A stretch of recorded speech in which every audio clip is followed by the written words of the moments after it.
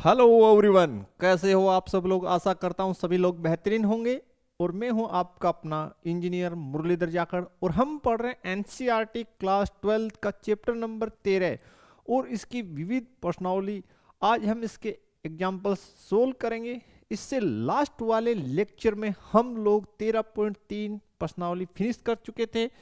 तो आज का फर्स्ट एग्जाम्पल है हमारे पास विविध प्रश्नावली का एग्जाम्पल नंबर 22।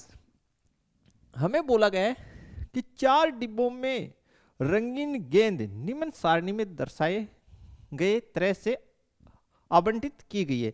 यानी हमारे पास अलग अलग प्रकार की रंगीन गेंदें हैं, उनको सारणी के अनुसार अलग अलग डिब्बों में डाला गया है। यानी हमारे पास 4 बॉक्स हैं, ठीक है। और गेंदों के जो रंग है वो है काला, सफेद, लाल और नीला।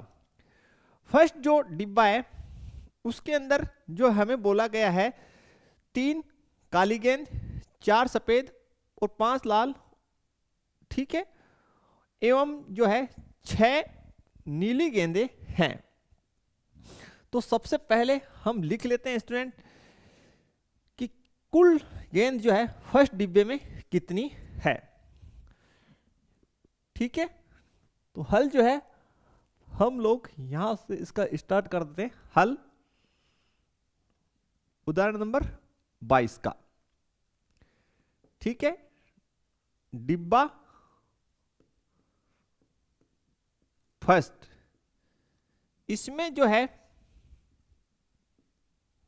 कुल गेंद वो हम लिख लेते हैं। तो कुल गेंद हो गई 3 + 4 + 5 + 6। 3 + 4 + 5 + 6। तो 4 3 7 और 7 और 5 12, 12 6 18, ठीक है स्टूडेंट। इसी प्रकार जो है नेक्स्ट डिब्बों की आप जोड़िए। तो सभी डिब्बों की बॉल हमें 1 बाय 1 जोड़ के लिखना है। बिल्कुल सही है, कहीं कोई डाउट नहीं है इसमें। तो सेकंड डिब्बे का हम लिखते हैं डिब्बा सेकंड, इसका भी कुल गेंद हम लिख लेते हैं क्योंकि कुल गेंदें हमें काम आएगी। कुल गेंद वो है सभी में 2 2 है, यानी 2 ही काला, 2 ही सफेद, 2 ही लाल और 2 ही नीला। तो 2 + 2 + 2 + 2, ये कुल गेंद हमारे पास हो गया 8। और डिब्बा जो मेरा है थर्ड, इसका भी मैं कुल गेंद लिख लेता हूं। कुल गेंद जो है वह 1 काला, 2 सफेद, 3 लाल और 1 नीला। तो 1 + 2, ठीक है। और 3 + 1 1 4 6 और 7। इसी प्रकार जो है डिब्बा फोर्थ यानी चौथे डिब्बे में कुल गेंद लिख लीजिए आप। चौथे डिब्बे में कुल गेंद जो मेरे पास है वो मेरा हो गया 4 काला, 3 सफेद, 1 लाल और 5 नीला। जो 4 + 3 और 1 + 5, तो कुल गेंद हो गया 7 और 1 8, 8 4 12 1 13, ठीक है स्टूडेंट। अब देखिए एक डिब्बे को यादृच्छिक चुना गया और उसमें से एक गेंद निकाली गई, ठीक है। यदि गेंद का रंग काला है, हमने किसी भी एक बॉक्स को चुना और उसमें से एक बॉल निकाला और जो निकाली गई गेंद है, ठीक है, उसका रंग काला है। तो जो इवेंट यानी घटना हमें पहले से ज्ञात है अर्थात दी गई है वो है निकाली गई गेंद का रंग काला होना। तो उसे आप यहां पे लिख लीजिए इवेंट ई, निकाली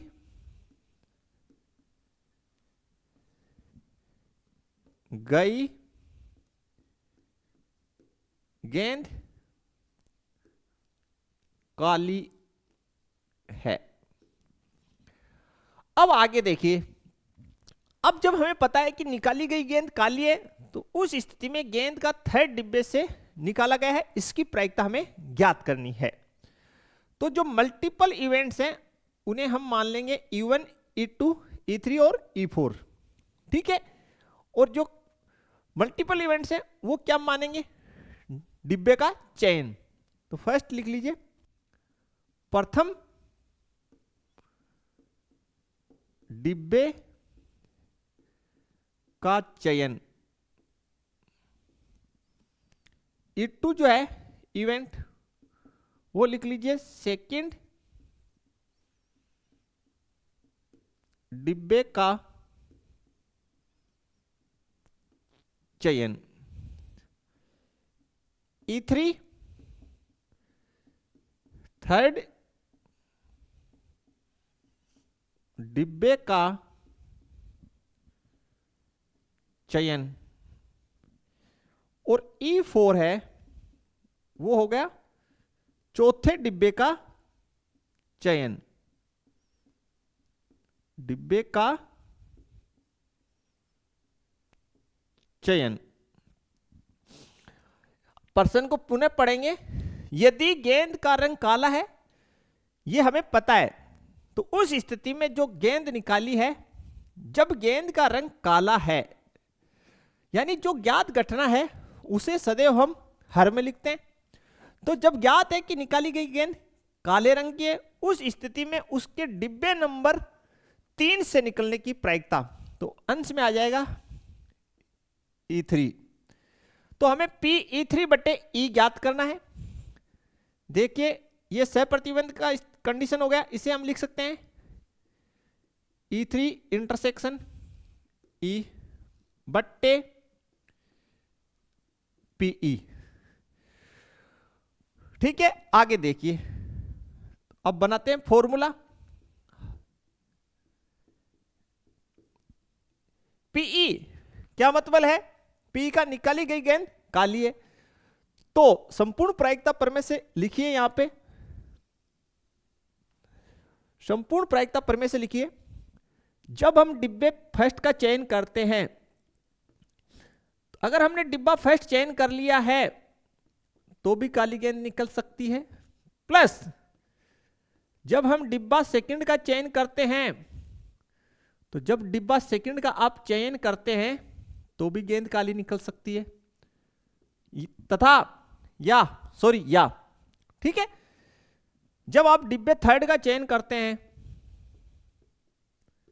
और जब आपने डिब्बा थर्ड चयन कर लिया है, उस स्थिति में भी बॉल काली निकल सकती है। ठीक है स्टूडेंट, क्लियर, बिल्कुल। और एक सिचुएशन और बच गया आपके पास कि जब आप डिब्बा नंबर जो है 4 का चयन करते हैं, E4 का, और जब आपने डिब्बा नंबर 4 का चयन कर लिया है तब भी आप काला गेंद निकाल सकते हैं। ये टोटल सिचुएशन आपके पास बनती है, काली गेंद निकलने की ये टोटल सिचुएशन आपके पास क्रिएट होती है संपूर्ण प्रायिकता प्रमेय से। ठीक है भाई, बिल्कुल ठीक है। अब आपको ऊपर कौन सी कंडीशन है, E3 वाली, तो यहां से E3 वाला केस उठा के यहां लिख दीजिए, E3 मल्टीप्लाई P E बट्टा E3। देखिए इसका क्या मतलब है, E3 का मतलब गेंद तीसरे डब्बे से निकली है तथा वह काली है, तो गुणन प्रमेय से इसी प्रकार हम लिखेंगे। सबसे पहले हम डिब्बा नंबर 3 का चयन करेंगे, और जब डिब्बा नंबर 3 का चयन करेंगे तो उस स्थिति में काली निकलने की प्रायिकता। ये हमारा फॉर्मूला आ गया, ठीक है, क्लियर। अब हम लोग फॉर्मूले में जितने भी इवेंट्स काम आए उन सभी की प्रायिकताएं लिखेंगे, ठीक है। तो ये जो बीच वाला पोर्शन है इवेंट्स मानने वाला, ये हम लोग हटा देते हैं।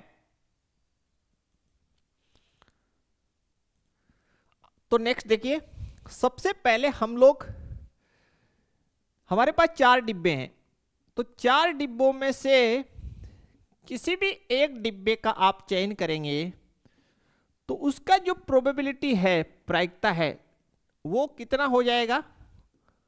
वो हो जाएगा 1/4।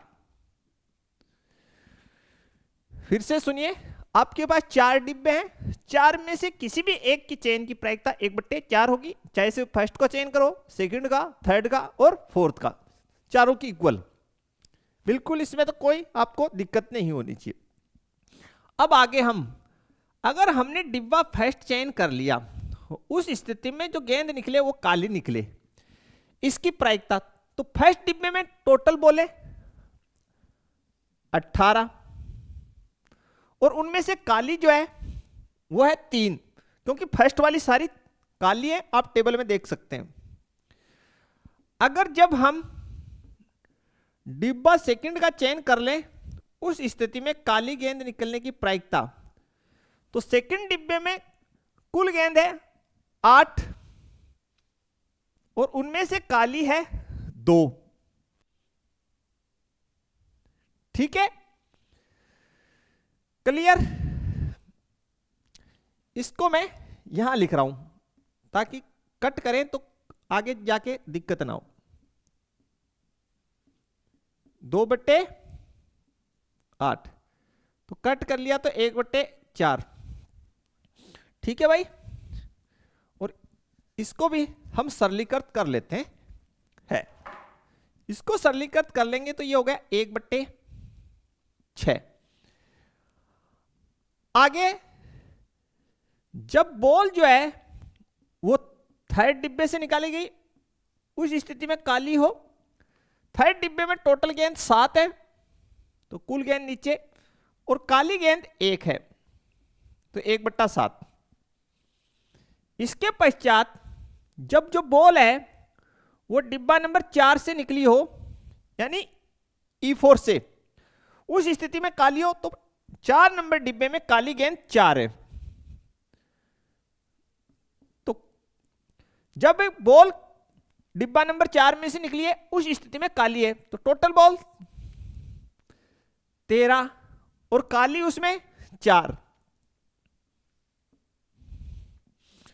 ठीक, तो ये जितने भी हमारे पास प्रोबेबिलिटी के मान आ गए, फॉर्मूले में पुट करेंगे और सोल्व करेंगे। तो देखिए, P E3/E, P E3 का वैल्यू 1/4, प्रोबेबिलिटी यानी प्रायिकता E/E3, E/E3 1/7। ठीक है, नीचे E1, P E1 का प्रायिकता 1/4 गुना प्रायिकता E/E1, E/E1 1/6 प्लस E2 का प्रायिकता 1/4, और प्रायिकता जो है E/E2 का, ये भी 1/4, प्रायिकता E3 का 1/4, और जो प्रायिकता है E/E3 का 1/7, प्रायिकता E4 का 1/4, और प्रायिकता जो है E/E4 का 4/13, 4/13। क्लियर? फिर से मैच कर लीजिए, E3 का 1/4, प्रायिकता E/E3 का 1/7, और ये 3 नंबर का सेम है। E1 का 1/4, E/E1 का 1/6, E2 का 1/4 और E/E2 का देखिए 1/4। और नेक्स्ट चेक कीजिए, E4 का 1/4, E/E4 4/13। ठीक है, अब सिर्फ आपको सोल्व करना है। तो देखिए, बिल्कुल इजीली हम लोग इसे सोल्व कर सकते हैं। अब सोल्व करते हैं इसे। तो देखिए स्टूडेंट, इस 4 को हम लोग इस 4 से काट सकते हैं, ठीक है। यहां पे हमने इस 4 को और 4 को काट दिया। अब तो प्रायिकता जो है E3 बट्टे E, ये हो गया 1 बट्टे 28। तो यहां लिख देते हैं 1 बट्टे 28। नीचे का पक्ष देखिए, ये हो गया 1 बट्टे 24, 1 बट्टे 24 प्लस इसको सोल्व करेंगे 1 बट्टा 16। आगे का हो गया 1 बट्टे 28 और उससे अगर आगे वाले को सोल्व करें तो 1 बट्टा 13, 1 बट्टे 13। अब हमें 24, 16, 28 और 13 का लघुत्तम बनाना है। तो यहां पे हम लोग बना लेते हैं 24, 16, 28 और 13 का 2 से भाग देंगे, 12, 8, 14 और 13। फिर 2 से भाग लगाया, 6, 4, 7, 13। 2 से पुनः भाग लगाया, 3, 2, 7, 13। 2 से भाग लगाया, 3, 1, 7, 13। 3 से लगाइए, 1, 1, 7, 13। 7 से भाग लगाइए, 1, 1, 1, 13। 13 से भाग लगाइए तो 1, 1, 1, 1। ठीक है स्टूडेंट, अब मल्टीप्लाई कर लीजिए इन सबको आप आपस में।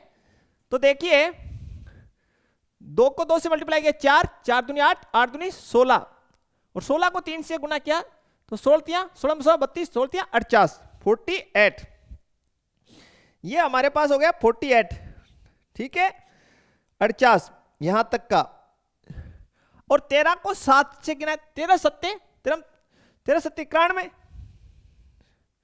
तो इस 48 हमारा ऊपर का आ गया और नीचे का 91। तो इन सबको हमने मल्टीप्लाई किया तो 4368, 4368 ये हमारा लघुत्तम बन जाएगा। तो यहां कर लेते हैं P E3 बट्टे E, ऊपर का हो गया 1 बट्टे 28 और ये हो गया 4368। ये लघुत्तम बन गई अपनी। अब 24 का भाग इसमें देंगे, ठीक है। तो भाग 24 तो 182 पर जाएगा, प्लस जब हम 16 से लगाएंगे भाग तो 16 से भाग लगाएंगे 273 बर, और जब हम 28 का इसमें भाग देंगे 4368 में, ठीक है, 28 का तो 156 बर, प्लस और 13 का जब हम इसमें भाग लगाएंगे स्टूडेंट तो 336, ठीक है। देखिए कक्षा 12 के स्तर पे जोड़ बाकी गुना भाग में गलती करने की गुंजाइश नहीं है आपके पास, तो ध्यान से कीजिएगा बिल्कुल। अब इन सभी को आप सोल्व कर लीजिए। तो यहां पे कर देते हैं P E3 बट्टे E, ऊपर का पक्ष अपना बनेगा 1 बट्टे 28। इन सभी को हम ऐड करेंगे स्टूडेंट, तो 336, 156, 273 और 182, 947, ठीक है, 947 बट्टे 4368। अब आगे जाके आपको क्या करना है, 1/28, इस नीचे वाले संख्या को ऊपर पलट दीजिए, 4368 ऊपर और 947 नीचे। ठीक है, अब जो 4368 है इसमें 28 का भाग लगाएंगे, 4368 इसमें भाग लगाई 28 की, तो ये इसको काटा तो ये 156 बार कट गया। कितनी बार? 156 बार। तो आगे देखिए 156/947। ठीक है, अब ये आपका राइट आंसर हो जाएगा, या इसमें भाग डाल दीजिए आप। एनसीईआरटी के बुक से आप उत्तर मिलाना चाहते हैं तो 156 में भाग डाल दीजिए 947 का, तो स्टूडेंट ये आ जाएगा 0.1647। और एकदम एग्जैक्ट मिलाने तो यहां 7 है, तो इसको 1 अंक बढ़ा के एनसीईआरटी का उत्तर जो है 1.165। ठीक है, 0.165 ये आपका बुक का आंसर है स्टूडेंट। तो ये जो प्रायिकता है Pe3/E 0.165 ये आपका आंसर आ जाएगा। ठीक है, कैलकुलेशन इसमें थोड़ा ज्यादा था। ठीक, तो समय ज्यादा खर्च ना हो इसलिए हमने तो कैलकुलेटर का इस्तेमाल कर लिया। आपको एग्जाम में अलाउ नहीं है तो आप अपना कैलकुलेशन फास्ट रखें भाई। तो अच्छा क्वेश्चन, कंसेप्ट हमने सारे क्लियर किए आपके। बढ़ते हैं नेक्स्ट क्वेश्चन की तरफ स्टूडेंट। तो नेक्स्ट उदाहरण है उदाहरण नंबर 23। ए और बी बारी बारी से एक पासे को उछालते हैं। कि भाई दो व्यक्ति हैं ए और बी, वो बारी बारी से एक पासे को उछालते हैं जब तक कि उसमें से कोई एक पासे पर 6 प्राप्त कर खेल को जीत नहीं लेता। यानी दो व्यक्ति हैं ए और बी, वो एक पासे को बार बार उछालते हैं और बोला गया जब तक कि उनमें से कोई एक पासे पर कितना प्राप्त करके 6 प्राप्त करके खेल को जीत नहीं लेता। यदि खेल को शुरू करे कौन? ए। यदि ए खेल को शुरू करे तो उसके जीतने की क्रम से प्रायिकताएं ज्ञात कीजिए। ज्यादा हार्ड क्वेश्चन नहीं है और थोड़ा डिफरेंट क्वेश्चन है लाइन से हटके। तो देखिए किस प्रकार हम बना सकते हैं। वैसे सिंपल है हल 23। देखिए कैसे करेंगे, लिख लेते हैं। माना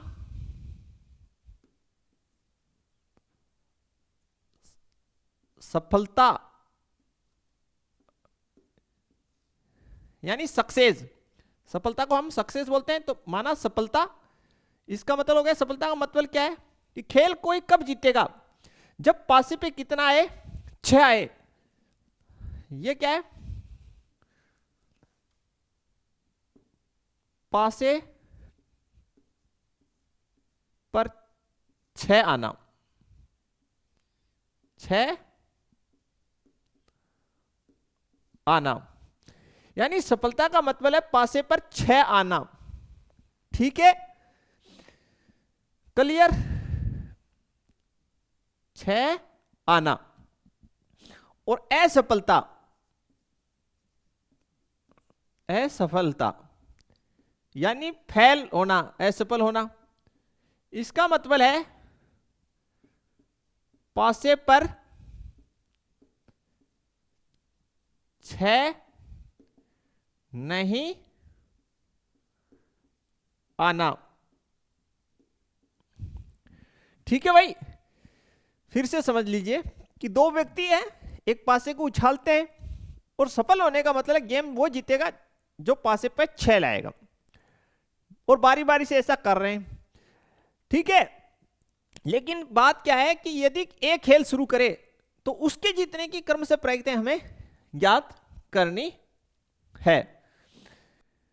ठीक, तो सबसे पहले हम लोग क्या करते हैं, प्रायिकता जो है वो पासे पे 6 आने की लिख लेते हैं। सफलता का मतलब पासे पे 6 आना। तो एक पासे को फेंकते हैं तो कुल प्रतिदश समष्टि जो हमारे पास आ सकती है संख्याएं 1 2 3 4 5 6, तो कुल परिणाम तो हो गए 6, और उनमें से 6 कितने स्थान पे, एक जगह, तो पासे पर 6 आने की प्रायिकता 1/6, और पासे पर 6 नहीं आने की प्रायिकता, कुल परिणाम 6, और 6 नहीं आएगा तो क्या आएगा, 1 आ सकता है, 2 आ सकता है, 3 आ सकता है, 4 आ सकता है, 5, तो अनुकूल परिणाम 5। यहां तक कोई दिक्कत नहीं होनी चाहिए। लिखते हैं, यदि एक खेल प्रारंभ करे, खेल प्रारंभ करे, देखिए जैसे ही ए ने खेल प्रारंभ किया और उसने हाथ में पासा लिया और फेंका, तो मान लीजिए वो फर्स्ट चांस में 6 आ गया, तो फर्स्ट चांस में जीत जाए, तो लिखेंगे ए के प्रथम प्रयास में जीतना, एक का लिख लेते हैं, ए का प्रथम प्रयास में जीतना, ठीक है। तो ए के प्रथम प्रयास में जीतने का मतलब हुआ कि ए क्या हुआ, फर्स्ट प्रयास में सक्सेस हो गया, यानी पहले पर ही उसने पासा फेंका और उसके 6 आ गया, तो पहले ही चांस में जीतने की प्रायिकता कितनी हो गई, 1/6। अब ए मान लें कि पहले प्रयास में असफल हो गया, तो उस स्थिति में कौन पासा फेंकेगा, बी फेंकेगा, और बी के भी 6 नहीं आया, क्योंकि हमें क्या बोला गया है, एक खेल शुरू करे तो उनके जीतने की क्रमशः प्रायिकताएं, तो पहले हम सिर्फ ए के जीतने की बात करेंगे, ठीक है। तो बी के भी 6 नहीं आया, तो फिर ए के आने के 6 आने के चांसेस कौन से प्रयास में होंगे, तीसरे में, तो यहां पे लिखेंगे ए का तीसरे प्रयास में जीतना। इसका मतलब यह है कि ए पहले प्रयास में फेल हो गया और बी जो है वो भी ठीक है फेल हो गया, कौन से प्रयास में, सेकंड में।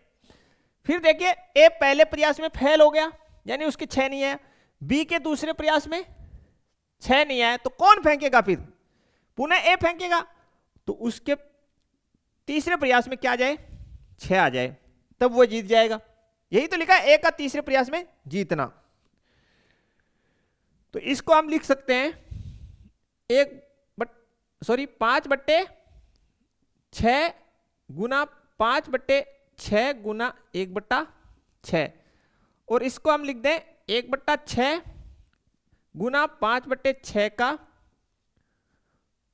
होल स्क्वायर, ऐसे लिख सकते हैं, ठीक है। ऐसे क्यों लिखा अभी आपको समझ में आ जाएगा।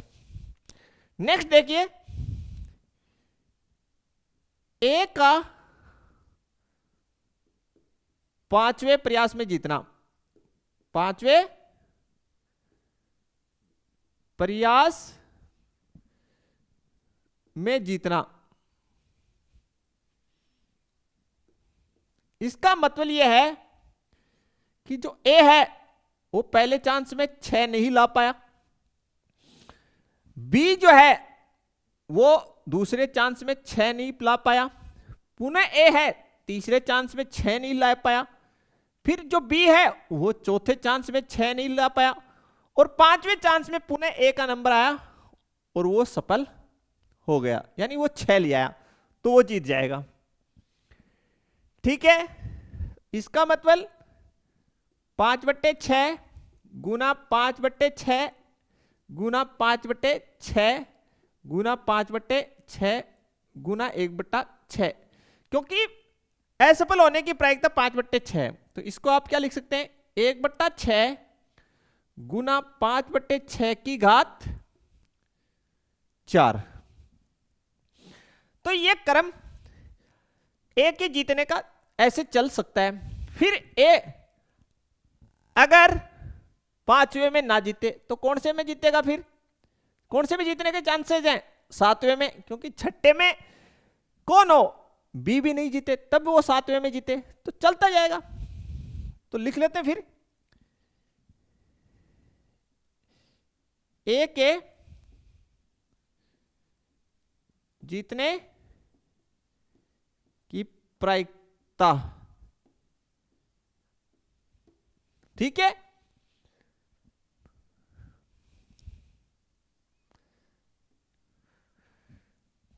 एक कब जीत सकता है? पहले चांस में। तो पहले चांस में जीतने की कितनी?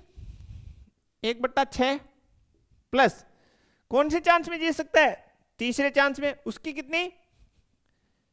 1/6 गुना 5/6 का स्क्वायर प्लस कब जीत सकता है? 5वें प्रयास में। तो वो कितनी है? 1/6 गुना 5/6 की घात 4 प्लस, और ये क्रम चलता जाएगा। हाँ या ना? जब तक कौन ना जीते? ए ना जीते।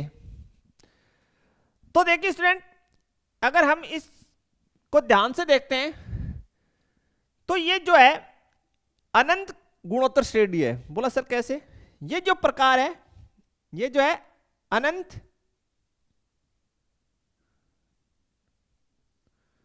गुणोत्तर श्रेणी है।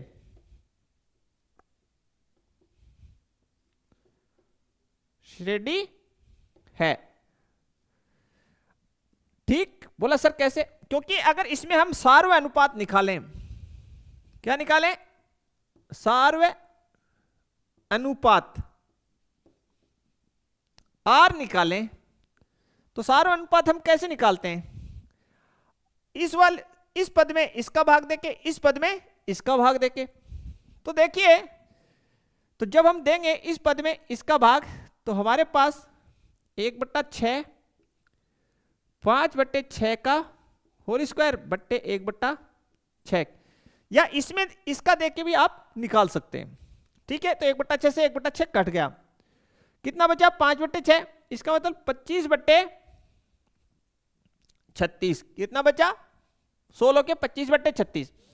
अब ध्यान से देखिए, इस संख्या का अंश छोटा और हर बड़ा है, इसका मतलब इसका मान 1 से छोटा है। अतः जो आर है सार्व अनुपात, वो छोटा है किससे? 1 से। आर जो है वो छोटा है 1 से। इसलिए जो सूत्र हम इस्तेमाल करेंगे यहां, वो हम इस्तेमाल करेंगे A1 माइनस आर। ये फॉर्मूला होता है अनंत गुणोत्तर श्रेणी के योगफल का सूत्र, कक्षा 11 में चलता है। ए प्रथम पद कितना है? 1/6। 1 यहां पे है, आर का मान 25/36, तो -25/36 -25/36। देखिए स्टूडेंट, 1/6 और नीचे के पक्ष का लघुत्तम 36, सोल्व किया तो 36 माइनस 25, 36 माइनस 25 1/6, और 36 में से 25 गए, 11/36, 11/36। अब हम इसको अगर आगे सोल्व कर लें स्टूडेंट, तो देखिए 1/6 गुना ये 36 ऊपर और 11 नीचे, काटेंगे सरलीकृत करें तो 6 इसको 36, तो 6/11, 6/11। तो एक के जीतने की जो प्रायिकता आ रही है स्टूडेंट, वो आ रही है 6/11। यहां लिख देता हूं, एक के जीतने की प्रायिकता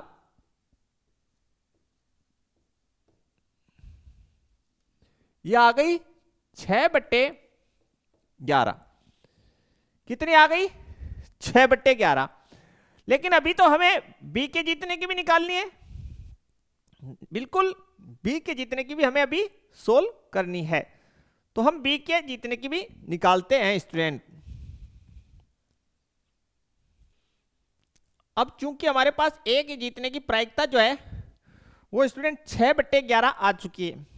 तो देखिए आपको पता है, आप लोग जानते हैं कि एक के जीतने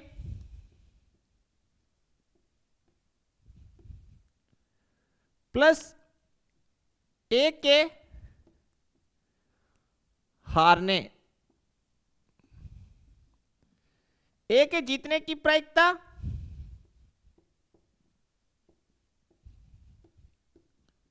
प्लस एक के हारने की प्रायिकता,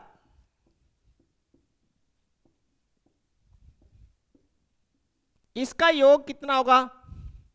1 होगा। एक के जीतने का मतलब, ठीक है, एक का जीतना की प्रायिकता कितनी आ गई? 6/11। एक के हारने का मतलब बी के जीतने की प्रायिकता, एक का हारना ही बी के जीतने का प्रायिकता है। भाई एक के हारने की जो देखिए एक के हारने की प्रायिकता, तो एक के हारने का मतलब क्या है? कौन जीत रहा है? दो ही तो आदमी है, तो बी जीत रहा है। तो इसकी जगह हम लिख सकते हैं बी के जीतने की प्रायिकता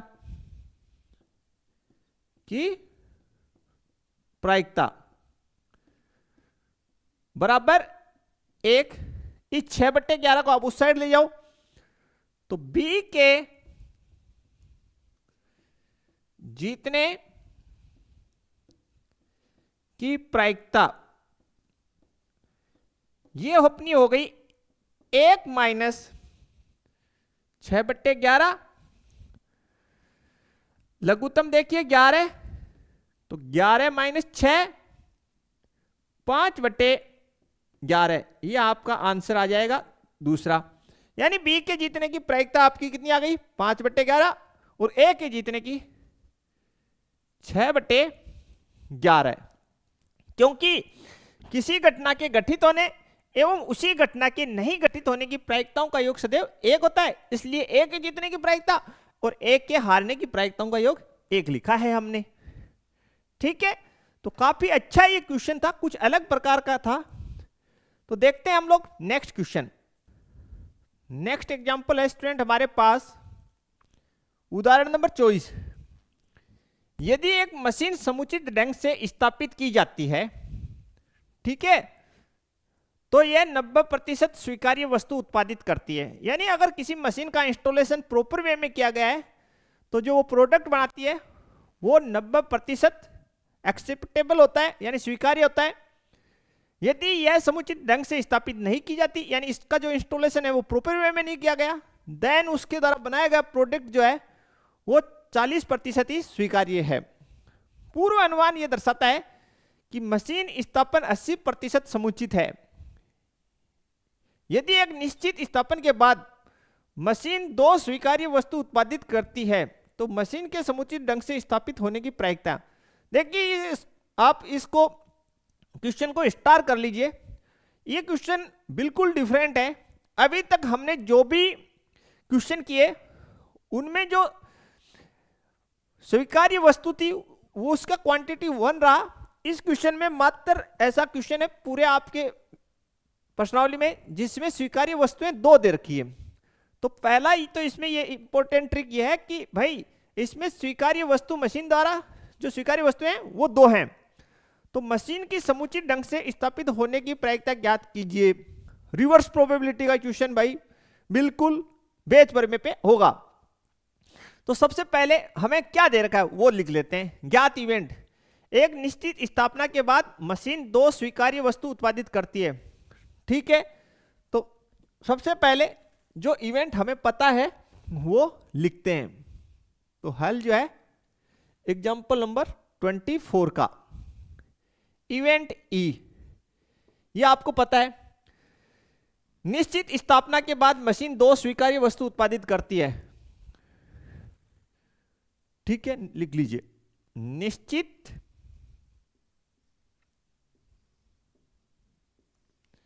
स्थापना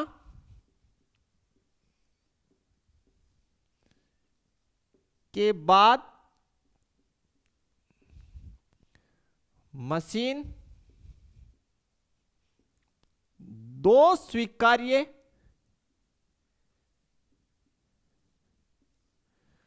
वस्तु उत्पादित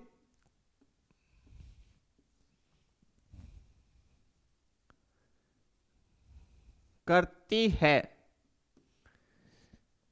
ठीक है, अब जो मल्टीपल इवेंट्स होंगे वो हमें ज्ञात करना होता है, उसी को हम मल्टीपल इवेंट्स लेके चलते हैं।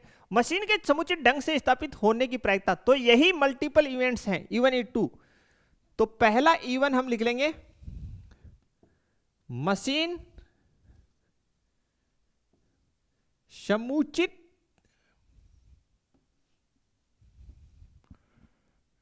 ढंग से स्थापित है, स्थापित है। और E2 मशीन समुचित ढंग से स्थापित नहीं है। फॉर्मूला हम लोग यहां पे लिख लेते हैं। हमें जो ज्ञात इवेंट है वो यह है कि निश्चित स्थापना के बाद मशीन दो स्वीकार्य वस्तु उत्पादित करती है, तो इसको लिखेंगे हर में। और जब निश्चित स्थापना की गई है और दो स्वीकार्य वस्तु उत्पादित करती है, तो मशीन का समुचित ढंग से स्थापित होना, उस इवेंट को हमने माना है E1, तो उसे अंश में लिख दीजिए। तो हमें E1/E ज्ञात करना है। सह प्रतिबंध की कंडीशन से आप इसको लिख सकते हैं P E1 इंटरसेक्शन E, और नीचे PE। इसका मतलब है E1 मशीन समुचित ढंग से स्थापित है, तथा जब समुचित ढंग से स्थापित है तो दो स्वीकार्य उत्पाद उत्पादित करती है। तो यहां तो लगाइए गुणनफल में, तो इसको लिख दीजिए P E1, ठीक है, मल्टीप्लाई P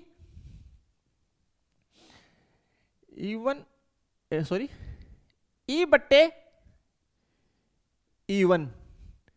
यानी जब मशीन समुचित ढंग से स्थापित है और जब समुचित ढंग से स्थापित कर दी गई है, उस स्थिति में दो स्वीकार्य वस्तु उत्पादित करेगी। यहां तो हमने लगाना है गुणनफल में, और नीचे लगेगा भाई साहब संपूर्ण प्रायिकता पर में। यही है, इसको अलग अलग समझिए। आप रट के रखते हैं, रखिए, हमें कोई ऑब्जेक्शन नहीं है, लेकिन वास्तव में घटनाक्रम इसी प्रकार बन रहा है। PE निश्चित स्थापना के बाद दो स्वीकार्य वस्तु उत्पादित करती है। इसका संपूर्ण प्रायिकता क्या होगा? इसका प्रायिकता ये होगा कि भाई अगर मशीन का इंस्टॉलेशन प्रॉपर वे में किया गया है, फर्स्ट कंडीशन, और जब मशीन का इंस्टॉलेशन जो प्रॉपर वे में किया गया है, उस स्थिति में दो स्वीकार्य वस्तु उत्पादित कर सकती है। सेकंड, ये भी हो सकता है भाई जब मशीन का प्रॉपर वे में इंस्टॉलेशन नहीं किया गया, प्रॉपर वे में इंस्टॉलेशन नहीं किया गया है, तब भी मशीन दो स्वीकार्य वस्तु उत्पादित कर सकती है। ये दोनों स्थितियां हो सकती है, ठीक है। अब जो भी इसके अंदर इवेंट्स यानी घटनाएं काम आ रही है, सभी की प्रायिकता लिखिए। PE1 का प्रायिकता, मशीन स्थापना 80% समुचित है। कितने परसेंट? 80%। तो 80/100। हल्का सा सरलीकृत कर लीजिए, इसको लिख लीजिए 8/10। PE2 मशीन का इंस्टॉलेशन जो है, स्थापना समुचित नहीं है, तो कितना नहीं होगा? 80% समुचित है, तो 20% बचा जो समुचित नहीं है, तो 20/100। तो इसको लिख दे 2/10। आगे देखिए, जब मशीन का इंस्टॉलेशन प्रॉपर वे में किया गया है, यानी मशीन समुचित ढंग से स्थापित है, उस स्थिति में मशीन द्वारा दो स्वीकृत वस्तु उत्पादित करने की प्रायिकता। फर्स्ट कंडीशन देखिए, यदि मशीन समुचित ढंग से स्थापित की जाती है 90% स्वीकार्य वस्तु उत्पादित करती है। कितने परसेंट? 90%।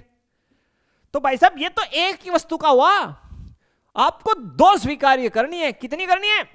2। तो दूसरी भी की भी प्रायिकता 90/100। यही कट है यहां।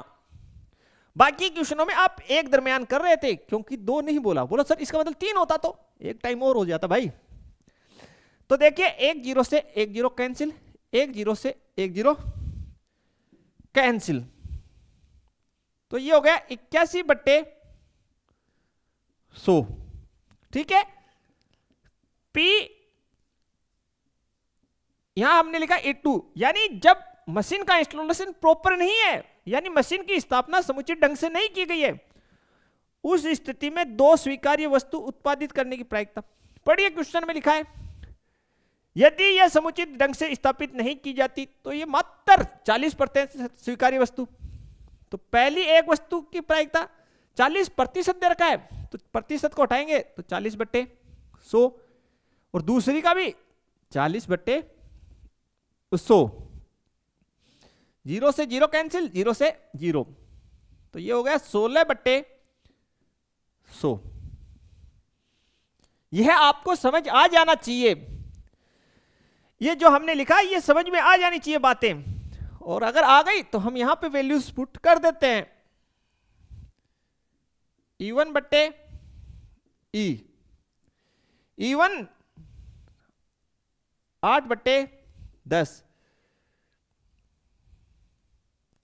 गुना E/E1, E/E1 ये रहा 81/100।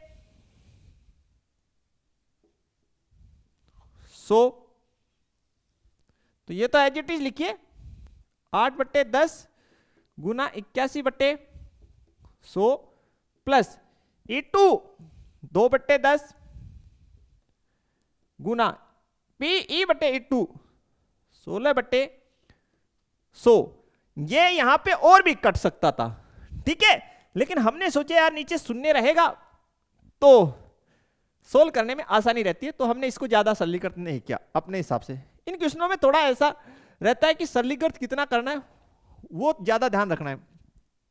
तो देखिए ऊपर कितना, इसको 81 और 8 को गुना किया तो 8 एकम 8, 8 को 8 से गुना किया 64, नीचे 1000।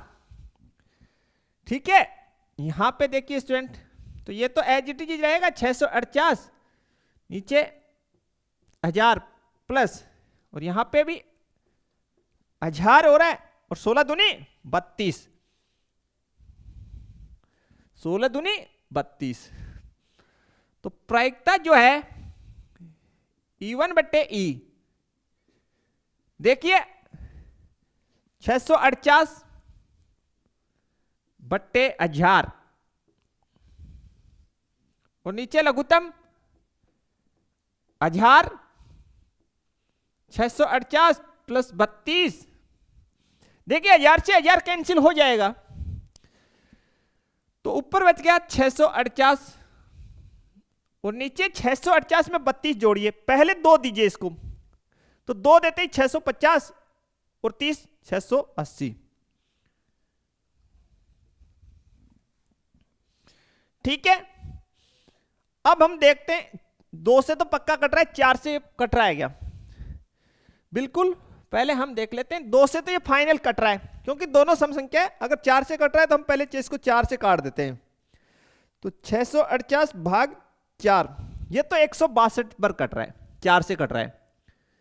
नीचे का 680 भाग 4 और ये 170 बार। ठीक, 2 से काटा इसको तो 8 और 1 81, 2 अंटे 16, 1 0 85, तो 81/85, 81/85, बट ये तो आंसर नहीं है, दशमलव में आ रहा है, तो आप 81 में जो है भाग डाल दीजिए 85 का, तो 0.95, 0.95।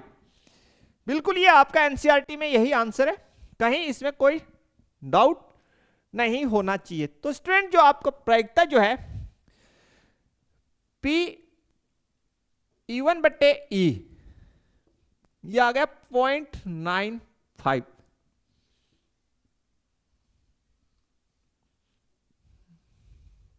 बिल्कुल ये आ चुका है, इसमें कहीं कोई कंफ्यूजन नहीं होना चाहिए। बस क्वेश्चन बहुत जबरदस्त है, क्योंकि हमें पता ही भी है कि विविध के जो भी क्वेश्चन होते हैं वो सभी के सभी क्वेश्चन थोड़ा सा लाइन से हट के होते हैं, जबरदस्त होते हैं। तो कोई भी स्टूडेंट विविध की क्वेश्चन मिस ना करे, निकाले जरूर, यहां से एग्जाम में चांसेस बहुत अधिक होते हैं क्वेश्चन आने के। तो बढ़ते हैं नेक्स्ट इसके क्वेश्चन की तरफ हम लोग।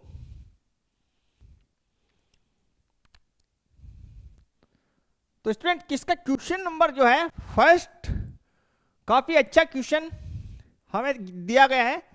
बोला गया है कि ए और बी इस प्रकार की घटनाएं हैं कि प्रोबेबिलिटी जो है ए का, वो पहली बात तो 0 नहीं है।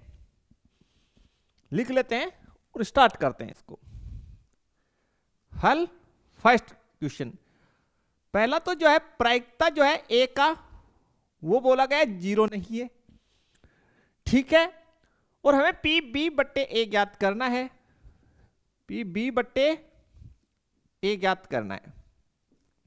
तो देखिए पी बी बट्टे ए ये सह प्रतिबंध की कंडीशन है, तो इसको हम क्या लिख सकते हैं, बी इंटरसेक्शन ए बट्टे पी बी लिख सकते हैं।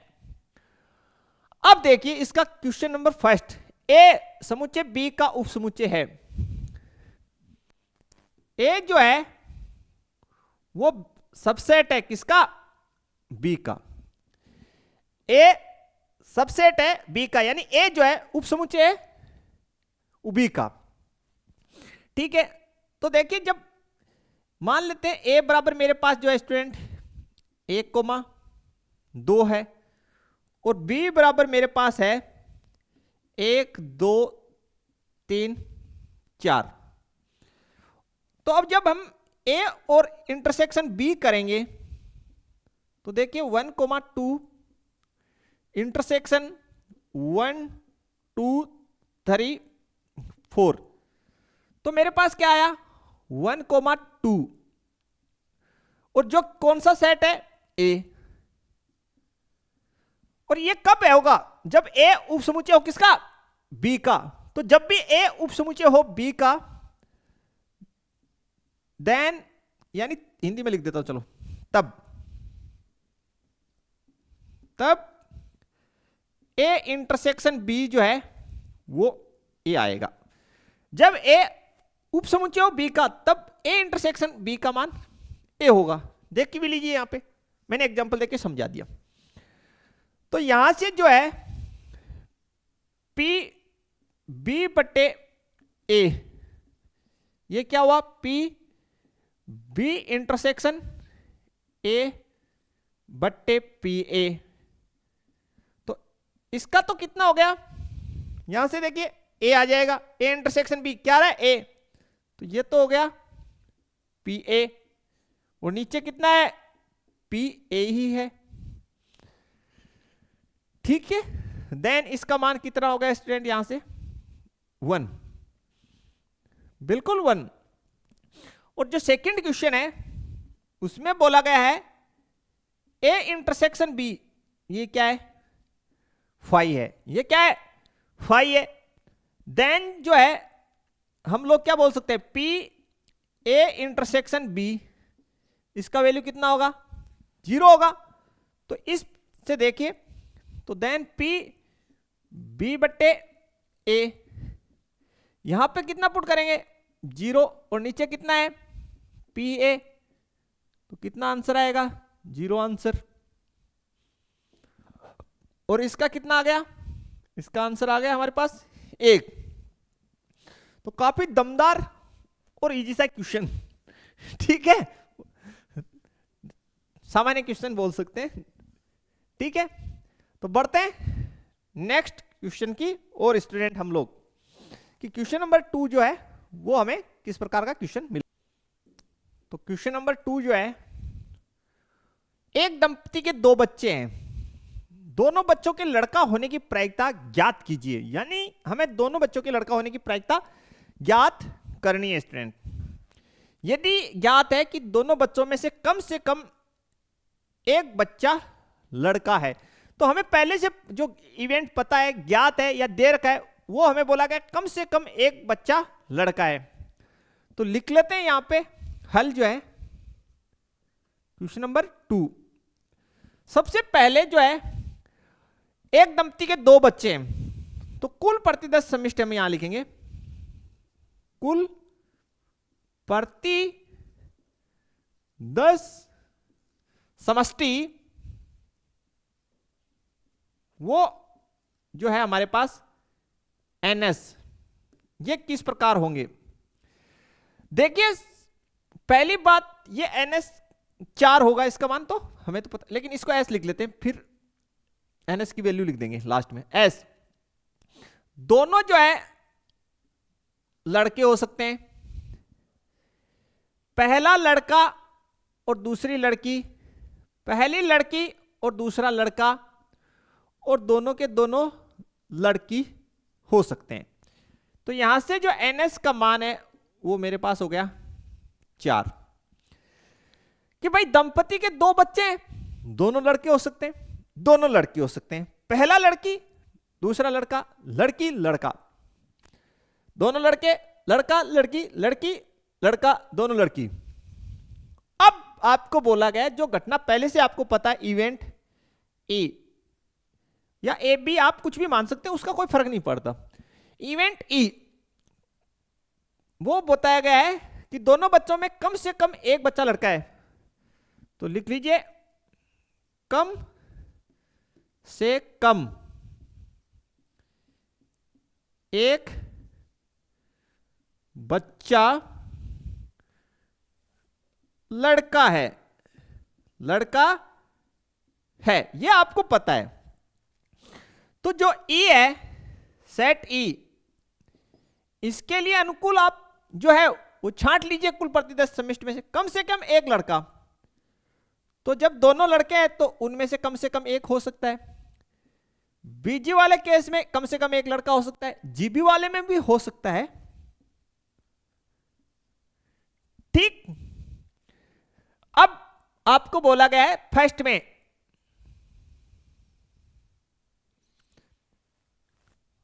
दोनों बच्चों के लड़का होने की प्रायिकता।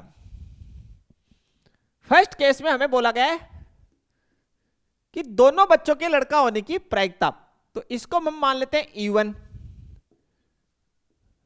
दोनों बच्चों के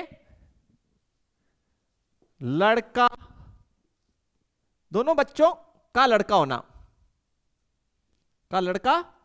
होना, तो भाई E1 के अनुकूल सेट छांटिए पहले, तो आप कुल प्रति 10 समष्टि में से, तो आप कहोगे सर बॉय बॉय, ऐसा एक ही केस है। ठीक है भाई, आपको प्रायिकता ज्ञात करनी है सह प्रतिबंध से। देखिए कैसे, जब आपको पता है, क्या पता है पहले से, कम से कम एक बच्चा लड़का है, यह आपको पता है। ठीक है, उस स्थिति में आपको ज्ञात करना है E1। उस स्थिति में दोनों बच्चों के लड़का होने की प्रायिकता आपको ज्ञात करनी है। ठीक है स्टूडेंट, तो इसको सह प्रतिबंध से आप कैसे लिखेंगे, P E1 इंटरसेक्शन E बट्टे PE। ठीक है, तो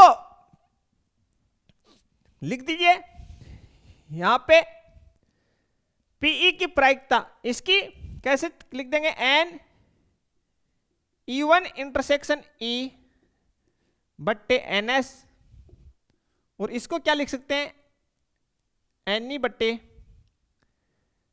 NS, NE बट्टे NS। तो देखिए यहां से लिखते हैं हम लोग NE, इसका मान मेरे पास है 3, NS का 4।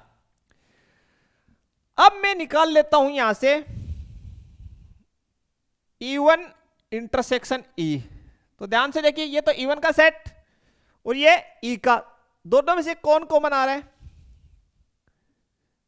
B B।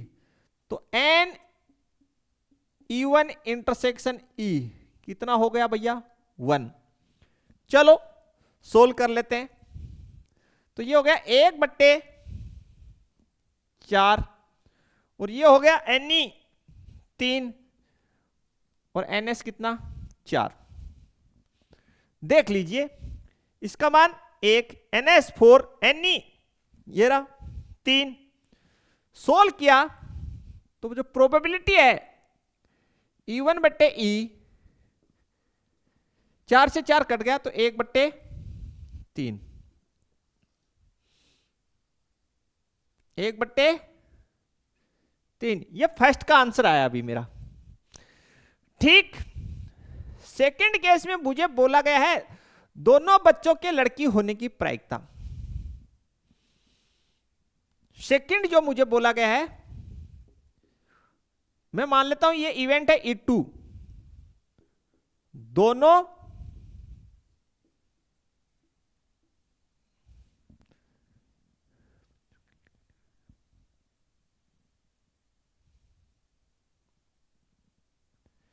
दोनों बच्चों के लड़की होने की प्रायिकता ज्ञात कीजिए। यदि ये ज्ञात है कि बड़ा बच्चा लड़की है, अच्छा ठीक है कोई ना, दोनों बच्चों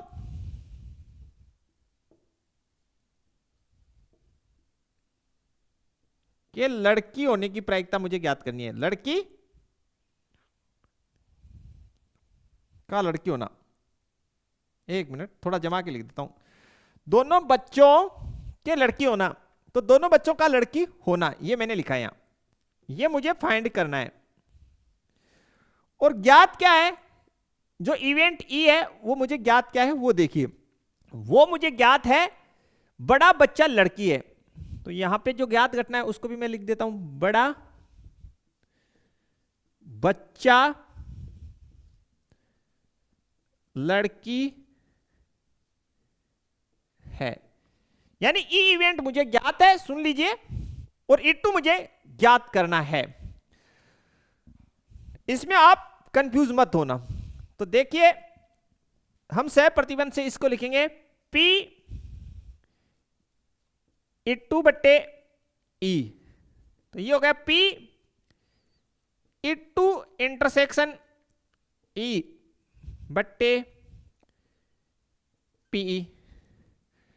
ठीक है, इसको हम लिख सकते हैं N E2 इंटरसेक्शन E/NS।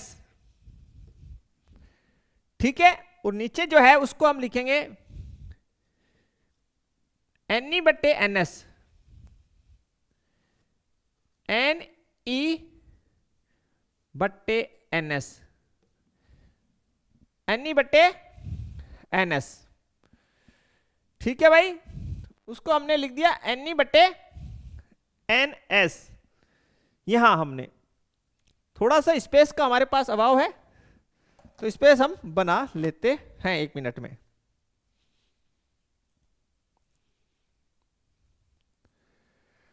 तो देखिए स्टूडेंट, इससे आगे का मैं यहां लिख देता हूं। तो प्रायिकता E2/E, इसे हम लिख देंगे N E2 इंटरसेक्शन E/NS और NE/NS। देखिए NS तो हमारे पास 4 है। सबसे पहले हम E के लिए अनुकूल जो है वो लिख लेते हैं। E हमें बोला बड़ा बच्चा लड़की है, ये तो बड़ा बच्चा लड़की होने का, बड़ा बच्चा लड़की है, तो यहां पे पहला बड़ा बच्चा लड़की कब होगा? जब पहले लड़की पैदा हो। तो ये और ये दोनों केसों में लड़की जो है वो बड़ी है, क्योंकि यहां लड़की पहले पैदा हुई, यहां पे भी लड़की पहले। तो G B और G G। तो यहां से Ne जो है उसका वैल्यू हो गया 2। अब हमें E2 इंटरसेक्शन E2 दोनों बच्चों का लड़की होना, E2 का मतलब है, E2 का सेट भी लिखते हैं, E2 का सेट दोनों बच्चों का लड़की होना यानी जी। तो E2 इंटरसेक्शन E निकालिए जो चाहिए। तो ये तो रहा E2, ये रहा E, निकालेंगे तो आ गया जी। ठीक है भाई। तो यहां से देखिए N E2 इंटरसेक्शन E, इसका मान हुआ 1। ठीक है भाई। तो ये सारी वैल्यूज इस फॉर्मूले में पुट जब हम करेंगे तो प्रायिकता जो है E2 बट्टे E, N E2 intersection E 1, NS का 4, NE 2, NS 4 से 4 कट जाएगा तो कितना 1/2। तो प्रोबेबिलिटी E2 बट्टे E, इसका आ गया 1/2। ये आपका आंसर होगा बिल्कुल 1/2। ये आपका आंसर इसमें होना चाहिए स्टूडेंट, बिल्कुल 1/2। तो काफी अच्छे और शानदार क्वेश्चन। तो स्टूडेंट ये था आज का हमारा लेक्चर, जिसमें हम लोगों ने विविध प्रश्नावली के एग्जाम्पल और क्वेश्चन नंबर 1 और 2 सोल्व किए। आशा करते हैं आप लोगों को पसंद आया होगा, और इससे आगे के क्वेश्चन हम लोग नेक्स्ट लेक्चर में सोल्व करेंगे। मिलते हैं अगले लेक्चर में, तब तक के लिए थैंक्स, धन्यवाद, जय हिंद, जय भारत।